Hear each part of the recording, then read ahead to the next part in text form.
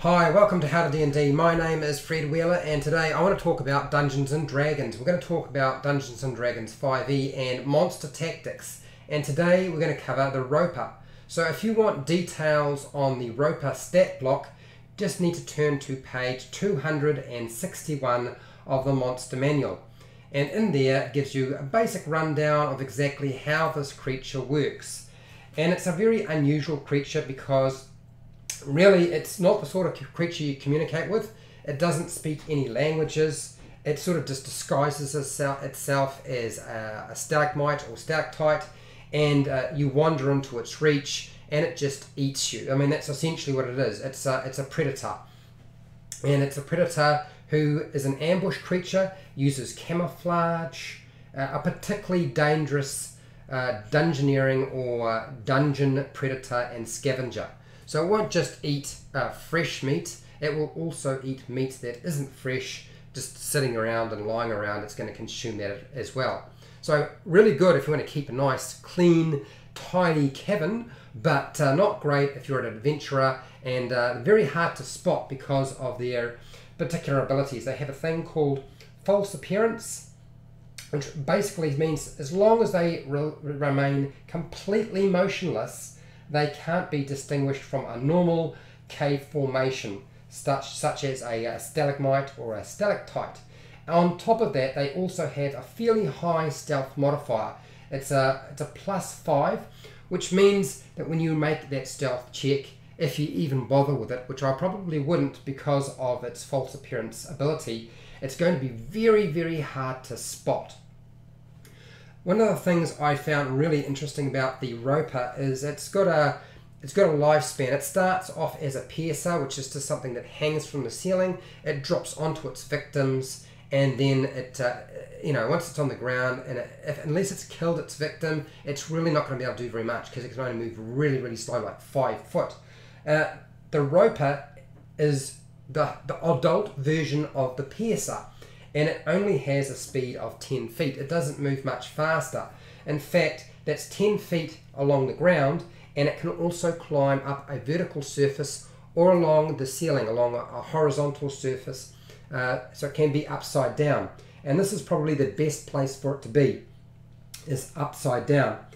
So high stealth, false appearance makes it more likely that the adventuring group are going to come across it and they're going to get ambushed or surprised. Now you can use the passive perception for this creature. It's very, very high. The passive perception of a Roper is like a 16, so it's going to be very difficult for the party to sneak around in a cabin area and not be noticed. So this is one of the great things about the Roper, is it's usually going to spot anything moving around in its terrain or in its home environment. Very, very effective, and there's not too many things that you can apply to make put a disadvantage against something like a Roper. Here is the thing that I would do with your Roper, and I'm going to pull up a demo scene. We had it before so that you can sort of see what's going on. Now I've got my Roper sitting as basically on the ground, but this is not how you would have your Roper. What you really want your Roper is attached to the ceiling and upside down, hanging probably within reach. Now it's got an incredibly long reach. Its tentacles they've got 50-foot reach. So this thing can be, within about 50 foot of the floor, or you have it a little bit closer. What you don't want to do is make it so close that somebody can just walk up to it and hit it with a melee weapon. You want to have it out of reach so it can only be shot at with ranged weapons. One of the first things I would absolutely do is make sure you attach your Roper to the ceiling.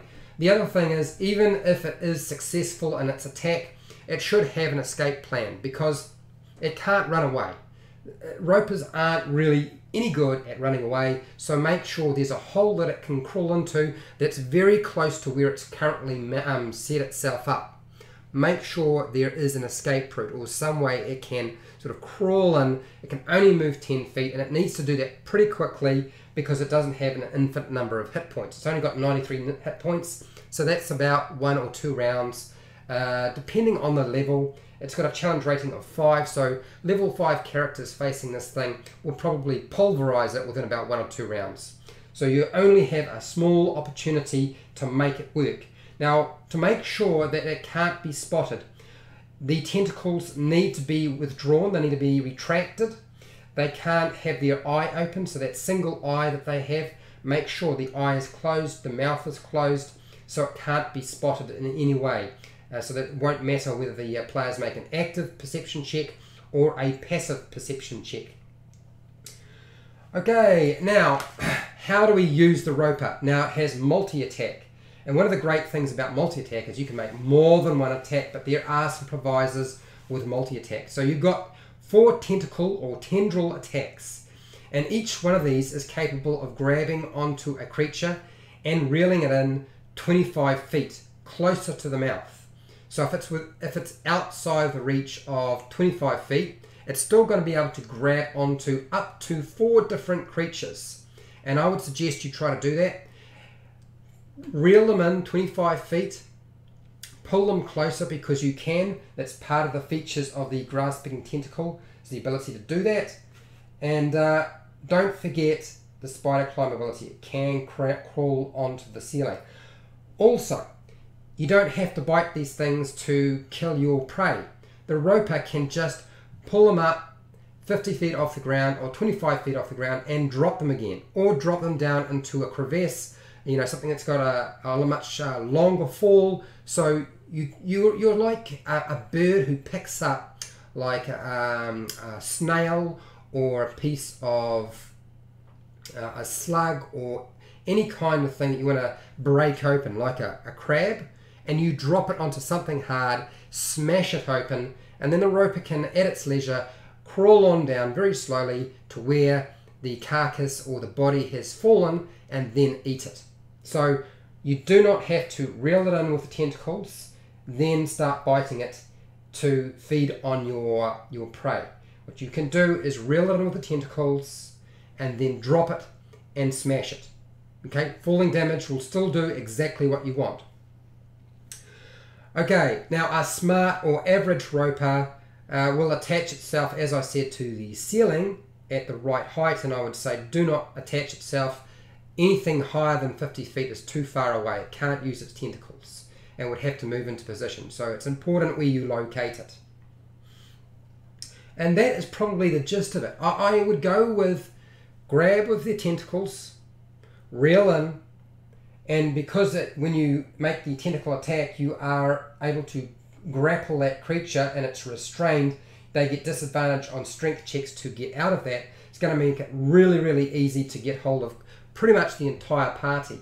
Now 50 feet is huge. Most players won't even contemplate the fact that they can be reached.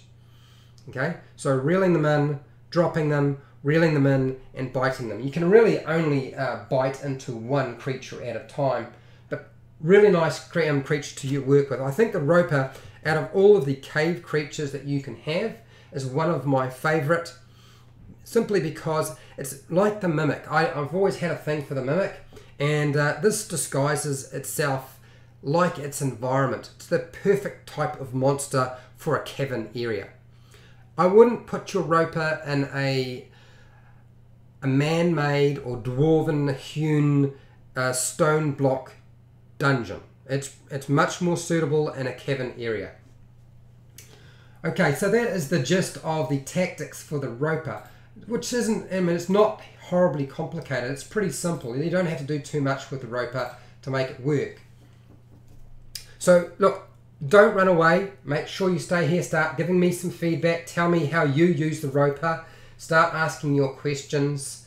But look, if you found this video helpful or informative, just hit the like button and share the video to other people if they need help running their roper, or maybe they'll give me some pointers and suggest a few strategies that I haven't come up with or talked about in this video. If you haven't subscribed, then hit the subscribe button, and on top of that there's a bell button beside the subscribe button on my channel or underneath the video, and when you hit that you get a notification when I'm live, so you know when I'm live and when I publish a new video. Now I do videos pretty much every single day, but it's sometimes nice to be able to jump in there and actually chat along with me and see what's going on live instead of just seeing the pre-recorded video. And because I do so many live videos, there's a good chance you will eventually catch me. I don't do my videos at this particular time of the day every single day. It doesn't work that way. I do change my times. This is usually a time frame for my videos that I live stream when I'm working, because I do it when I get back from work. But on my days off, it's a little bit earlier than this. Now, if you want to support my channel, watching my videos is great. I get a bit of AdSense revenue. It helps pay for equipment and materials. I don't do Patreon, but down in the description you'll find an affiliate link where you can buy something online. I get a small commission, you pay exactly the same price, and you don't even have to buy the thing that it's linked to. You can just go through that link and then buy something else if you want to. That helps support the channel as well. It gets me equipment, gets me materials, which is really great. Now, if you want to ask any questions in the comments right now in the chat box, start asking your questions, giving me some feedback. Tell me, did I get it wrong? You know, I'm happy for someone to tell, Fred, you made a mistake. There's something else you should have said. You missed this thing. By all means, let's discuss it right now, because there's so little information on how you should run your monsters as it is. Otherwise, you can make a comment down below in the comments section once this video is published by YouTube. And hey, till next time, keep rolling those 20s.